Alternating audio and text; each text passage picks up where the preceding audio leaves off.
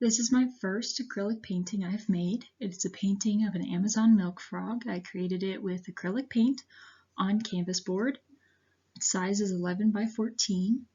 Now this painting is really special to me because I did a lot of research about how to create realistic textures and shading. So once I completed this painting, I knew that I had the materials I needed to further my art and keep working on representing the natural world. So I created this the summer of 2017 after I graduated high school and right before I started my journey at PCC Fremont.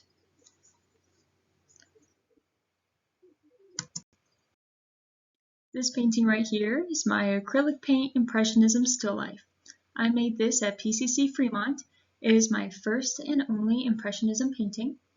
This was a fun challenge. The purpose of this project was to have us try a art style that we haven't done before, so I chose Impressionism. I had a lot of inspiration from George Seurat. Although it's not quite pointillism, I did use a bunch of little tiny dots, and I really loved how it turned out.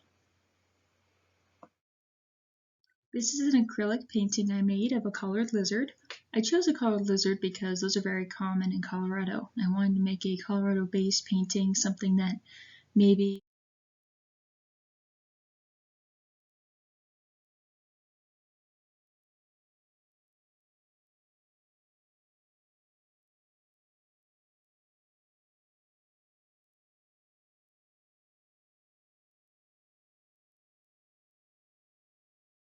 this painting is acrylic on canvas, and the subject is Tildy, which is a famous albino deer from Canyon City, Colorado.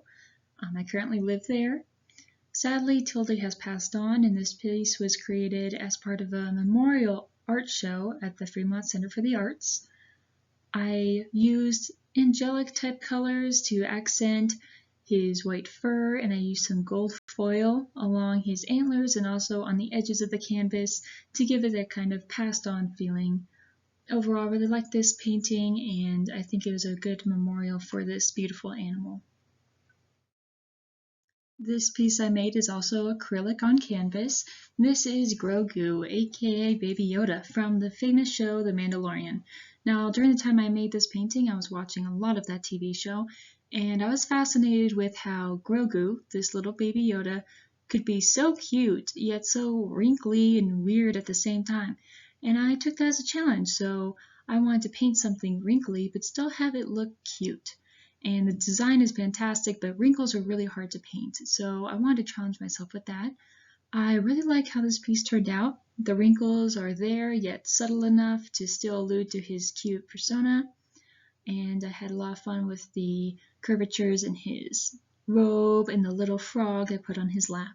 So this was a really fun piece, and I'm glad I did it. I learned a lot about shading and gleams in the eyes also. He has a lot of gleams. This is my jackalope painting. I chose jackalope because it's kind of this mythical type animal in the West where rabbits have antlers on them, and I thought that was kind of neat. This is inspired by a painting that I did at PCC Fremont, and the artist I was inspired by was Albrecht Dürer's Young Hare. In this Young Hare painting, he did a rabbit on a beige canvas, very illustrative. It was illustrative yet scientific, which is what I really enjoyed about Albrecht Dürer's pieces and why I chose him as the artist to draw inspiration from. If you look at the bottom right, that is my initials with the year above it. Albrecht Dürer would sign his work like this very regularly, so I took inspiration from that as well. Overall, I really enjoyed this piece. I like all the different colors I used in his fur and all the veining in his ear. Overall, it's very nice. This was an acrylic painting I created along with one of my friends, kind of like a paint and wine type of deal. This was really fun because it taught me more about colors. I was able to use some really pretty sunset colors, but then from the lights on the Christmas tree, you have some yellow reflective light on the snow beneath. So I feel like that helped tie together the piece, and I learned a lot about shading and light reflection from this piece. I then gifted it to some family members of mine, and it has a very special place in my heart. This is a colored pencil and gouache painting I created at PCC Fremont. Now, during this segment of our painting class, we were looking at human anatomy. My teacher said, why don't you focus on a part of the body that you resonate with? So I chose the rib cage. When I hit puberty, I got pectus excavatum, which is a ribcage deformity, and my ribcage started growing in on itself and basically collapsing. Since then, I've had several corrective surgeries and I'm doing well, but it's always been a source of pain for me. So I wanted to bring some emphasis to the rib cage in this and kind of show it from an angle that not a lot of people explore. So the inside of my ribs and the outside, the front part, is where I had a lot of pain most of my life. So I wanted to highlight this in that painting. The gouache was really neat. It created a sort of spooky feel to the background of this skeleton. I had the arm reaching out kind of like he was helping or he needed help. So this is a really personal painting of mine and I enjoyed it. This painting is called Eye of the Pearl and it is my first and only oil painting. It's also my first portrait painting. In this artwork, I was mainly focused on creating skin values and some nice realistic type beiges and pinks to use on this woman. Overall, I learned a lot from this painting, and I'll most likely again try another attempt at portraiture. I also like the symbolism behind the red satin at her waist and the pearls in her hands. Now on to my ceramic portion. This is a set of green bell peppers. They're entirely made of clay, even the seeds. I really enjoyed making this piece. This was an assignment for me in high school, where we were challenged to make something realistic, size, width, color, texture, everything. So I chose green bell peppers since me and my family put those in basically every dinner we make. And I really love how they turned out. I painted them with acrylic paint instead of glaze so I can get more detail in there. This is a ceramic bowl I made on the potter's wheel.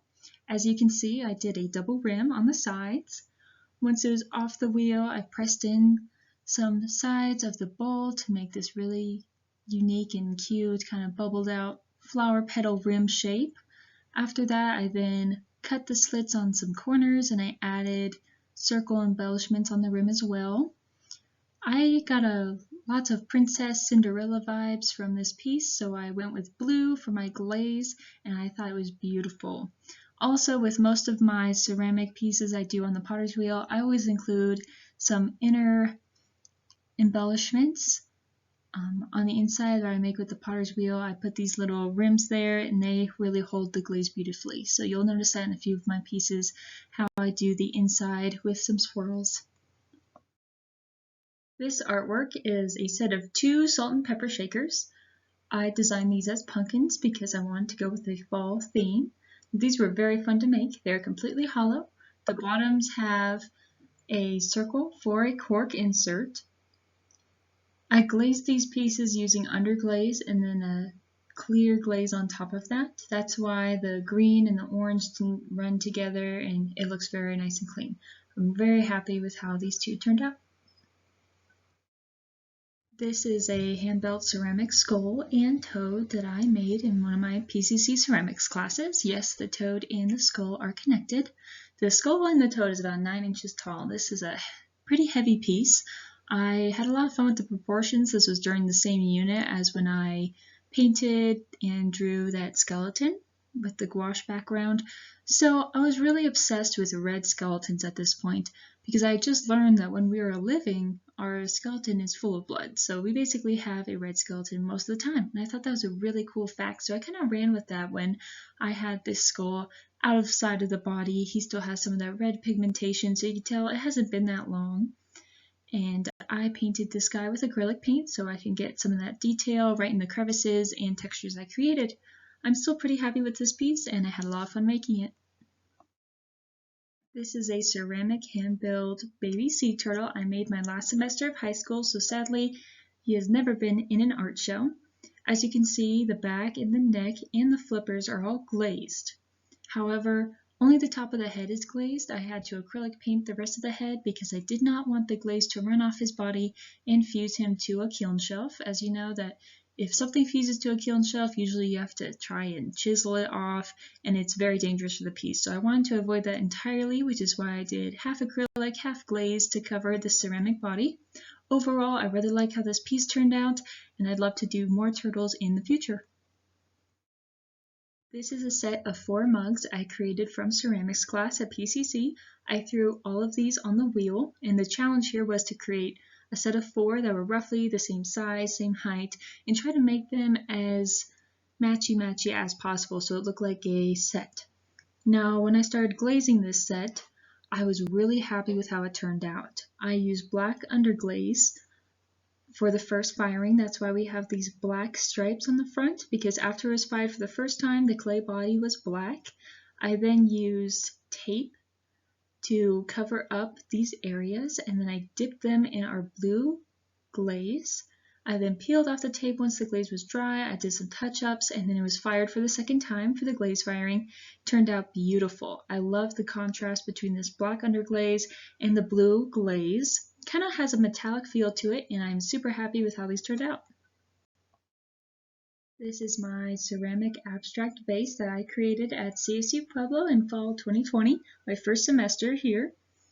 I really love doing this piece because it was inspired by another artist. I chose Don Reitz. Don Reitz was well known for his abstract pieces. However, he would take functional forms. So he had large vases, platters, and he would make them abstract. The reason this is abstract is because if you look at the sides, we have large negative spaces. And what that means is that this vase, although it's a vase, can't really hold that much. So its functionality has left it, and we're just left with this beautiful form. Now I did a wheel thrown pottery piece on this. So the base of it was wheel thrown. I then let it get leather hard, and I carved out the sides. I then used decorated coils to accentuate those negative areas. Don Reitz was also popular for having these kind of greenish, messy looking glazes, so I used underglaze to create these black splotches. After it was fired the first time, I then dipped it in residue glaze, which is basically a bunch of leftover glaze that our instructor mixes together, and it turned out beautiful. I'm super happy with this piece, and I love the project that it was for. This is a teapot I made while at PCC Fremont. If you know a lot about ceramics, you know that the teapot is the potter's challenge. So this is made entirely on the pottery wheel. The tummy, where you put the liquids made on the pottery wheel, the spout, the lid, and the handle were all thrown. This was definitely a challenge. I made about 2 of each segment of this teapot before I assembled it. I made a beautiful lid. The first one I made, I loved it, and then when I picked it up, I dented it really bad, so I had to make a second one. But all in all, I'm really glad I had this experience of assembling a teapot. The handle is pooled, and I love how the glaze turned out on this. It's very beautiful, the greens and the blues. This is a set of 3 ceramic sculptures I made at CSU Pueblo for my Metamorphosis project. Now what this metamorphosis encompasses is the process of a frog returning to the pond. So in the first one we see the frog, he's sitting up tall. In the second one we see the frog, he has passed away and he's starting to open up. And in the last stage of his life he has returned back to the pond in the form of a wheel-thrown bowl. I really love this piece, and I think it has a lot of meaning behind it. It was also a little challenging because there weren't a lot of reference photos for frog anatomy in that second stage of him laying down. All in all, this was very fun, and I'm glad I had this opportunity. This piece is my hand-built walrus sculpture, made entirely of clay, even the tusks. I love this sculpture. The walrus has some really nice wrinkles on his tummy and on his flippers. I also had a lot of fun with those tusks. They were a little bit of a stressor because I was scared they were going to break off. Now this little guy I created at PCC Fremont, but I accidentally left the head solid, so he traveled to CSU Pueblo to be fired in a kiln that fires slower, so if there was any air or extra moisture in his head, then it can escape slowly. So I'm really happy with how this turned out, and I'm really glad it survived the kiln firing. Ever since this piece, I've always made sure to double check all of my work for solid sections or maybe air pockets, because I absolutely do not want anything to happen to him, and I had so much fun creating this piece. This is my colored pencil drawing of a chinchilla on black paper. I had a ton of fun with this piece. This is my first time drawing on black paper, so I wanted to make sure I picked a really cool animal for it. The great thing about colored pencils is you have a lot of control about textures, especially with hair, so I wanted to try out hair. This is the first time I drew a chinchilla. I also used a white gel pen or paint pen for the highlighted areas such as his whiskers and some spots on the strawberries. Overall, this is a really cute design, and I'll probably do more like it in the future. This is my colored pencil Blue Jay artwork. I created this piece as part of one of the classes I was teaching at Fremont Center for the Arts. A lot of my students were adults, so they wanted me to draw alongside them so I could show them specific blending techniques and how I got my textures into my colored pencil drawings. Colored pencil is a really great medium for me, and I love using it. This piece I'm really proud of. I used a lot of colors all throughout the bird. The eye was also very fun to do. Overall, this is a successful piece, and I'm very happy with it. This is the first realistic colored pencil drawing I've ever done. This was done at PCC in Drawing 1. Now, all throughout Drawing 1, we were doing still lifes. And you'll see that in a few of my other pieces. However, we were not allowed to use colored pencils. And so this was the last project of the semester. I was begging my teacher, please can I use colored pencils? I've been watching so many videos, like I have so many cool ideas for this next project because there was grapes and fruit, and I was like, oh, the colors are beautiful. And she was like, fine, you can do color for this last one. So I spent a lot of time learning colored pencils in this drawing right here, especially in those grapes. And the thing about this drawing that makes it so important to me is that I learned a lot about my methodologies through this. I learned that, hey, if you're using colored pencils, make sure you're writing down the name of the colors you're using when you're doing your layering, and also what order you layer your colors is also very important for colored pencil. So this was definitely a big stepping stone for me in my colored pencil drawing. Since then, it was in the art show at PCC. It got Dean's Choice, and now it's hanging up in the office of PCC Fremont. This is a large colored pencil drawing I created of my little brother Phoenix in a paperboy outfit.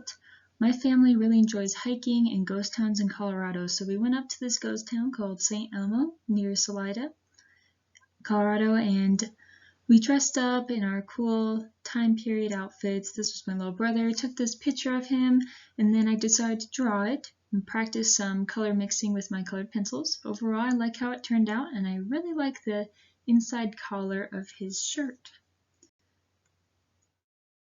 This is a graphite still life drawing from my time at PCC Fremont. I really love this piece because of all the different textures that were included in this still life. Now, our instructor would make the still lifes, and we got to choose our position at the table. I chose a position with the rose face on towards me.